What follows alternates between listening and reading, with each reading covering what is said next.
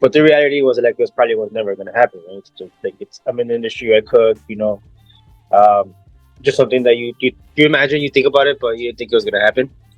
But you still kept like you continue, right? You still cook, you do what you got to do. Yeah.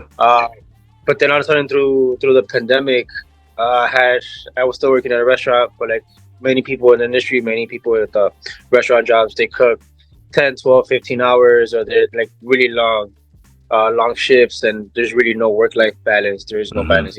It's a lot of physical work, long hours. So when COVID hit, I had a flexibility. I had enough time.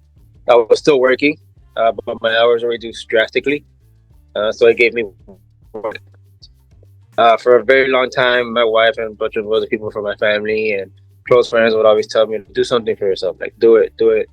I never believed in myself. I never really thought about it. Never really had an idea of what. I was always too scared to like really make that leap, or like really independent, like break myself from the restaurant and like really do something independently. Mm-hmm. But COVID hit. I had the time. For some reason, churros is something that popped into my head. Like I went to culinary school and I've cooked for a long time, but I've always been on the savory side of the cooking. Okay. I've never been on the sweet side. Like I'm a pastry chef, I'm a baker. I have knowledge, right? I have certain. I know how to work with that, but it's not my thing.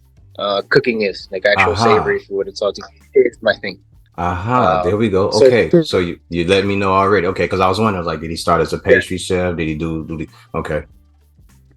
it's two different worlds, right? It's two Yes. different things. Office and Yes. different. It's two completely things. Playing the same game, but it's two different games, two different techniques, two different views. But that's not me. I'm more savory. I'm cooking. But for some reason, churros popped in my head. So I started making them. I started cooking them. I started giving them to my neighbors. They liked it so much. They're like, "Hey, you can actually sell this. You can actually do this. Like, I've never tasted something like this. I've never seen it like this. Do it." One day, I just worked up the courage. I grabbed the table, grabbed the burner, grabbed all my equipment, and I set myself on 26 in St. Louis. I'm in Little Village, which is like my neighborhood. And I just started selling it. After that, my wife made an Instagram page for me. Like, she did the name, she chose everything, she helped me out.